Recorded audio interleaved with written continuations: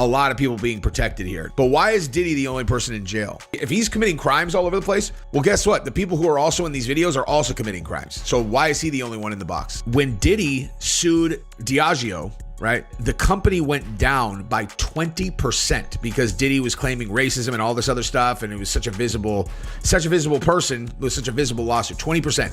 It's a $70 billion company. Dishonest call of racism, which he threatened them that he was going to do in advance. So he straight up is like, this is not real. I'm gonna just do it to destroy you guys if you don't do what I want. Then he did it. He probably cost him 18 billion. Katt Williams just whistleblow what really went down between Diddy and the BlackRock company. While the rumors about Diddy crossing BlackRock and getting arrested are sounding pretty sus now, it all started when sources asked a chilling question: if Diddy really did everything he's being accused of, why is he the only one being dragged through the mud? Because the more you look at this story, the more you realize there are way bigger players who either allegedly helped him, enabled him, or flat out benefited from what he was doing. That's where the name BlackRock comes up, and that's when it gets deep. See, Diddy's not just fighting some celebrity scandal. This man was reportedly going up against giants. Allegedly, Diddy's downfall really started after his fallout with a company called Diggo, when he sued Diggo, the parent company behind SIAC, claiming racial discrimination and unfair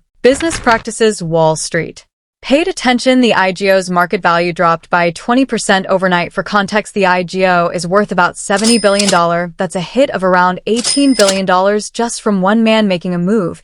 And who's the top shareholder? BlackRock. Now, let that sink in, because Diddy wasn't just going up against a liquor brand. He was allegedly stepping on the toes of one of the most powerful financial institutions in the world. BlackRock isn't just big, they manage over $11.5 trillion. That's more than half of the entire US GDP, and according to sources, they've got stakes in 95% of Fortune 500 companies, and governments hire them to clean up messes, stabilize markets, and even influence policy behind closed doors. They don't just play the game, they shape it. So, when Diddy caused Diageo to drop like that with the racism lawsuit, you better believe the higher-ups weren't happy, because that $18 billion ripple hit their bottom line. To fast forward to today, Diddy is locked up, and suddenly the world forgets about his battle with big finance. But not Katt Williams. He didn't forget. Katt's the only one who's been screaming through the noise. There are people who knew, there are people who protected Diddy, backed him, and stood by while it all went down. Katt turned down tens of millions of dollars to stay quiet, claiming he walked away from it all to keep his integrity intact. Now, I've had to turn down $50 million 4 times. 4 times. Just to protect my integrity and that virgin hole I was telling you about. Right. Because P. Diddy be wanting the body. And you gotta tell him no. You got to tell him no. I did. He said flat out Diddy ran parties that were covers for exploitation. The parties were setups. Politicians, celebrities, anyone that came through risked getting caught on camera and compromising positions. You know what the #1 job of somebody that sold their soul in Hollywood is? What? Is to act like it didn't happen. They all do the same job. Because in 30 years, I've done nothing but collect information, knowledge, and your secrets. So if you and a man was in a corner doing something you wasn't supposed to be doing, you will tell it. No, somebody come to tell me. Okay. I gather that, I value that, I'll pay for that. Come, tell me. I know so many things I shouldn't know, and they all know it. And who taught Diddy that method? According to sources, Katt believes it all ties back to Scientology, not just the belief system, but their tactics. Get the tape, use the tape, hold it over someone's head. And Diddy, according to his former bodyguard, he adopted that playbook. Cameras in every corner, substances in the mix, and now baby oil. That's how absurd this has gotten. About them accusing Diddy of having cameras in his house so he can record celebrities and politicians and use it as blackmail. I firmly believe that's true, because in that sector of people, a lot of them practice Scientology. And Scientology, that was their thing. They would, people in compromising positions, they'll hold that footage over their head and get them to agree to things. I think he one of them Scientology people, bro. Because that's probably where he got that from. A lot of powerful guys operate like that. So the things I'm seeing with him, it all makes. When the feds raided Diddy's home, they found over 1,000 bottles of baby oil. At first, it sounded ridiculous, until someone pointed out what might have actually been in those bottles: GHB, a substance known for causing memory loss, sedation, and being absorbed through the skin, the same one Danny Masterson used. It does very much seem that what was in the bottles of baby oil was not just baby oil, but very likely spiked baby oil with the GHB, that can be absorbed through the skin and is the that Danny Masterson used to his victims. And now the timeline gets even messier. Back in 2001, reports say Masterson's house didn't even have a single camera inside. But by 2007, after his now public crimes had occurred, there were 17 hidden cameras inside his home, smoke glass orb surveillance in every room, a control panel, and a master bedroom closet. How'd he get that idea? Who was in his circle? Sources say it was Diddy and the elite industry. It turns out that Masterson's son wasn't acting alone. He had a network. Ashton Kutcher, who's always claimed to be not a Scientologist, was surrounded by second-generation Scientologists, his assistant Scientologist, his friend's Scientologist, one of the producers of his show Punk'd, also a Scientologist. And guess what? Punk'd was a hidden camera show. What's more ironic than that? But it doesn't stop there. Ashton was close with Diddy. Sources say he got invited to Diddy's infamous white parties starting in the late 90s. Danny Masterson got invited in 2001 after that their friendship deepened. Invitation to one of Diddy's white parties.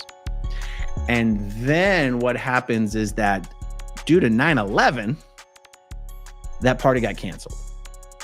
Danny Masterson was very upset that 9/11 got in the way of him going to his first. And somehow, after all that time, Danny's home becomes a mirror image of what Katt described about Diddy's mansions. And this whole time, sources say Scientology is right there in the mix, not just with Danny, not just with Ashton, but also through Jennifer Lopez. She used to date Diddy. Her father is a known Scientologist, and her best friend, Leah Remini, the same one who later blew the lid off the church's darkest secrets. And here's the wild part. Insiders claim Scientology had been trying to pull J.Lo in for years. Allegedly, they even planted her at Tom Cruise's wedding just to get closer to her. That's the same wedding where David Miscavige, the head of Scientology, was Cruise's best man. And when you line it all up, Diddy, Scientology, Ashton, Danny, it looks like a web that benefits everyone at the top until someone messes up the money. Which brings us back to BlackRock, because according to sources, BlackRock didn't start the system. They perfected it. They're tied into everything: index funds, retirement accounts, or school endowments, and they don't need the market to win or lose. No matter what happens, BlackRock still collects the check. But when someone like Diddy puts billions at risk with one lawsuit, that's not something BlackRock overlooks. Now Diddy's in custody, his parties are under fire, the celebrities once around him are silent. But that silence isn't peace, it's fear, it's a warning. Because Katt wasn't just out here cracking jokes, he was documenting. But the elites who helped build this entire structure of power and profit, they don't want that spotlight turned on them. Katt even hinted that Diddy is about to start naming names. He said Diddy might snitch on everybody. And if that's true, this is just the beginning, because if Diddy stops talking, he's not the only one in trouble. Everyone who looked the other way, everyone who joined the parties, everyone who shared that stage, they're all at risk. These big dick deviants is all catching hell in 2024. It's up for all of them. It don't matter if you Diddy or whoever you is, TG Jakes, any of them. All lies will be exposed. That's all.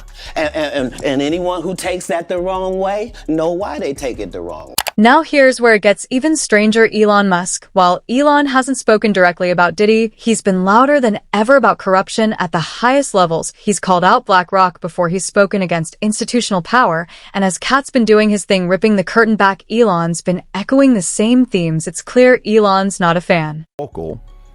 Elon can stand up. Elon's not the guy that can be bullied. But some of these other guys that don't have 150 million followers and they don't own a company called Twitter, they may be billionaires. They may be $50 million guys, CEOs. But they got to sit there and say, babe, if you say something, you're going to lose your $26 million a year salary. Just do what Larry tells you to do. Imagine if you had control of 88% of CEOs of S&P 500 companies. What kind of influence do you have? So to me, as a person, when I asked you earlier, what are your top 5 things you would want somebody to run on? I think somebody's got to figure out a way to break those companies apart. Do you think that's possible? Do you think they would ever allow that to happen?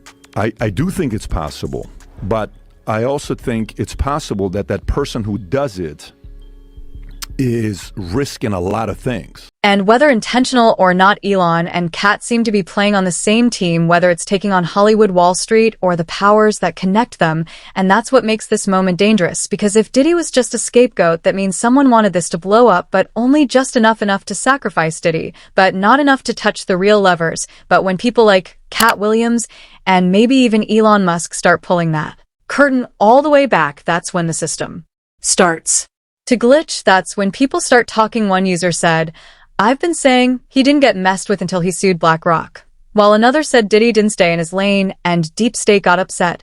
So what's your take on this wild, unraveling? Sound off in the comments. We're tracking every turn. And if you're into uncovering what's really going on behind the headlines, make sure to like, subscribe, and tap that next video waiting for you now.